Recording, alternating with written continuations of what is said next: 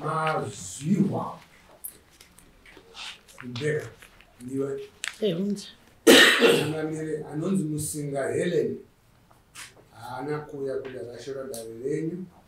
nyaya yaunyana Rebecca nyaya ndeyekuti uya kudari ujekese nhau yavakataura pamusoro pezvipfuyo zvangu yanemhou dzako chitupa nemari yedare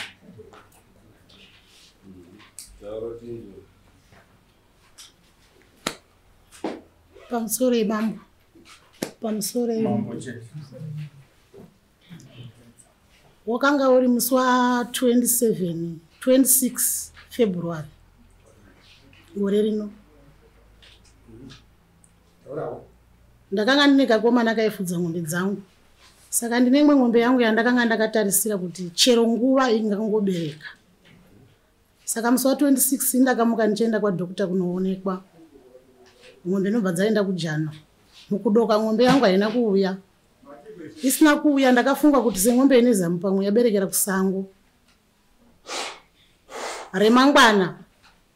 mukomana akateera ng'ombe haina kuuya saka pane vamwe vakomana vandakazotora vekwamainini kwababa munini kuti vatsvage ng'ombe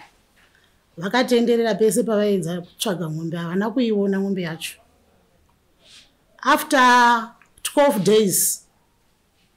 Helen Musinga akauya kwandiri achitaura kuti imi munofunga kuti ng'ombe yenyu muchaiona pane munhu akanditaurira kuti zvipfuyo zvenyu hazvifi zvakawanda kudarika zvangu ndikati kutamba saka indakazoti aiwa nemhaka yemataura izvozvo zvikanzi kuti ndikutsanangurire munhu wacho hazviiti akanditaurira izvozvo nobva asitaurira futi kamukomana kandinogara nako kuti iwe mukomana muri kutsvaga ng'ombe yenyu hamuchaifi makaona kana mukaiona munoiona isiri mhenyu ndine munhu futi akanditaurira kuti zvipfuyo zvenyu hazvivi zvakawanda kudarika zvangu saka indakacheketa mazuva ake ndichitsvaga ng'ombe rava zuva rechi13 ndakaona murume wacho achiuya pamba pangu makuseniseni achinditaurira kuti maibingura ndauya ndati ndizokuudzai kuti ng'ombe yenyu ndaiona asi ng'ombe yenyu yakakomberedzwa namagwini yakafa hande ndinokuratidzai pairi inini semunhu aibika ndakasimuka ndikabereka mwana kwakuvhara mapoto ndikati asi zvomuri kuti muri kuenda muendi neni ndega handei kwambuya tinotora vakomana variko tiende takawanda tinoona pairi takaenda tese papa ine ng'ombe iya for sure ndakasvika ng'ombe isina mhuru asi ng'ombe yanga yakatofa ndobva ndachibvunza murume wacho kuti ko zvii zvakaitika sekuru zvikanzi mugondibvunza mondi magwini here wakadya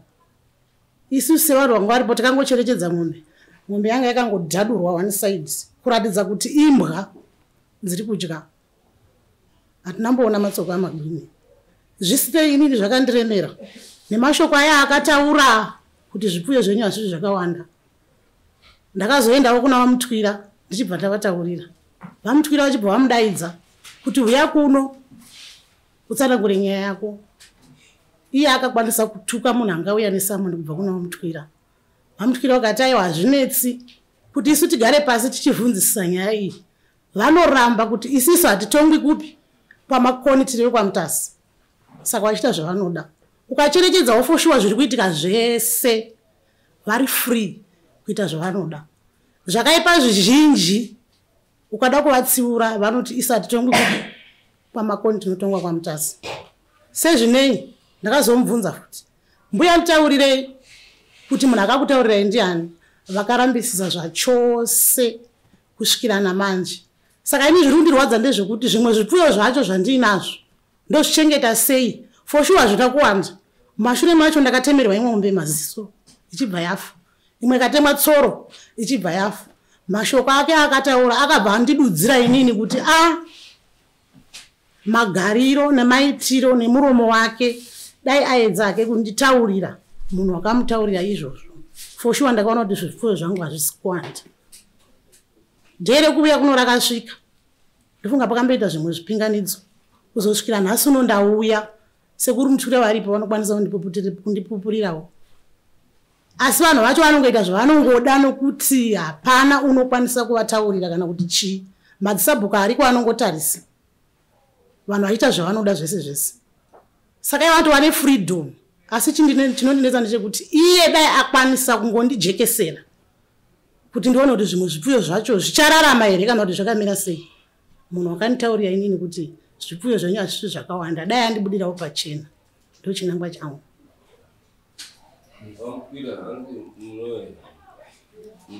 Nyaya irikutaurwa changamire pamusoro ichokwadi. Ambuya wauya kumba kwangu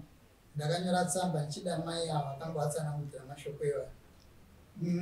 Mupurisa wangu endakatumira tsamba iyoyo kuno mai vakaipa vaifanirwa kunga wandandaenda kundosunga wakapindura vachiti isisu hatitongwi kwamakona hatitongwi ikoko tiriwa tinotongwa kwamutasi. Mai ava vari wanu vari mutimu mumwe kuti ava ndimai sabhuku dingura. Saka mubhuku mavo muna sabhuku akagadzwa naShemedzani ari kutonga ari kudare rekwana Mutasi. Saka mune makakatanwa arimo ekuti ava wekwamutasi wakugadzira nzvimbo yemhuri iyi yaramba iri titiri wekwamambo Makomo. Uyo sabhuku ari kurwa achiti isisu ngatitewo zvedu zvekwamutasi woita semunhu sevanhu vaya vari kugadzira unhu hwokuitira ava wokwamambo Makoni usinye. Saka kune zvakawanda izvo vari kuita changamire zvekuti kana miti vaparadza sango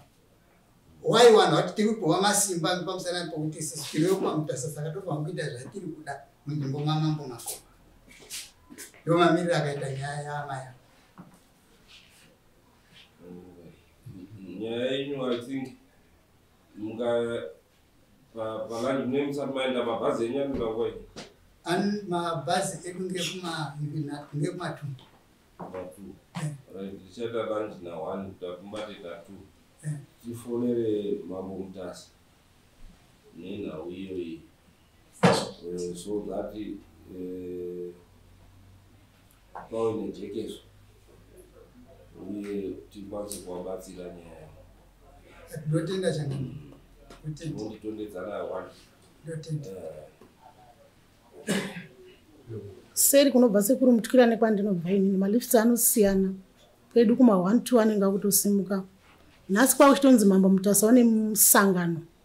kuGuyu kusekendari. Iri kuSaint Barbara's kumberi uko. Iri tikati pamuganhu wedu isisu wamukombe tobva tabva padhibi toenda pamisheni kuenda kumberi isekendari kunzvimbo yekwamutasi vari kuitira pasakasikana wani ndo vanangoeka didi ndo bate wasati waenda kuti vaone mabhazi simuka kuma 1 asi munoda uri pane inini hangu ndinganyepa zvese zvinobva kwamuri. Chandaida kunyanya kujekeserwa hangu inini ndechekuti andiudze munhu wacho wakamuudza nokuti ndawatotyira zvimwe zvipfuyo zvangu. Hapana chamunoda uri pane zvinobvawo kwamuri imimi vadare ina handingatongi. Imimi wamunofungira kuti akaona ndiani ndiye here kana munofungira kuti kune mumwe munhu ari kuzviita kana kuti inini maonana ndakaita mwombe yangu kuna baba mukuru vacho vanova ndiyo poison mukati memusha wedu. Patakatenderera chiona mwombe yangu vakatema nokuti kana iri mwombe yaMagwini haingaiti 12 days isati yadyiwa.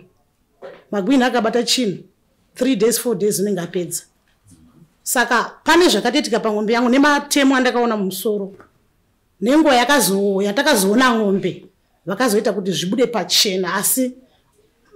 matemo takamaona mumusoro.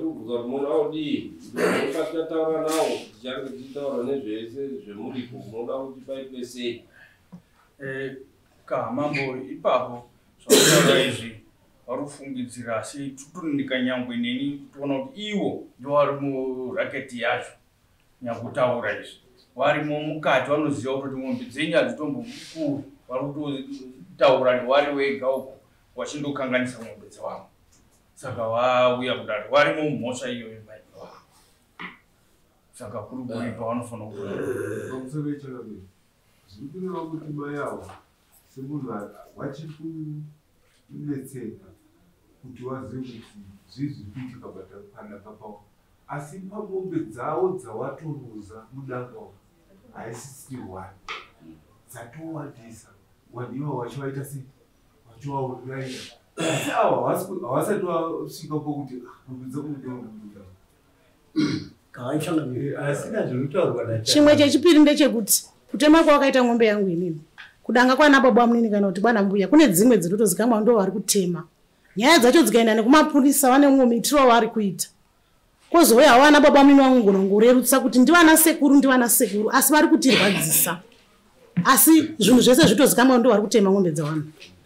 dzimwe dzinozongoonekwa dzakafa vapa mushongo wefodya iyo mai imimi makakanganisirwa mombe dzenyu muri kuziva kuti dziri kupera dzino mambo wari kuti munoda kuipwa nei achaziva kuti iyo ndinhi ngaaita ndimambo wari kutotsvaga imimi kurwadziwa kweinoda kuipwa nei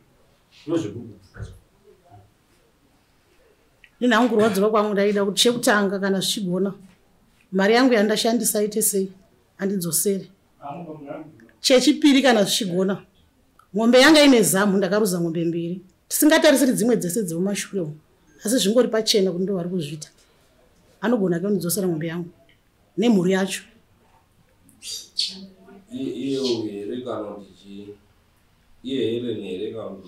Helen negurupu rake akabudisa kuti ndinhingi akazvitaura ivo vanotozivana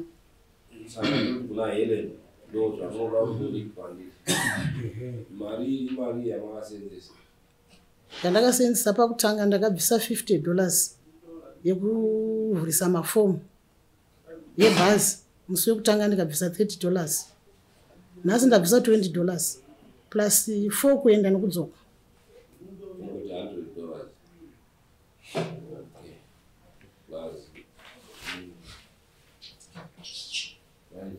momira mbichana tikatapedza nawanda ndokona mambo mutasi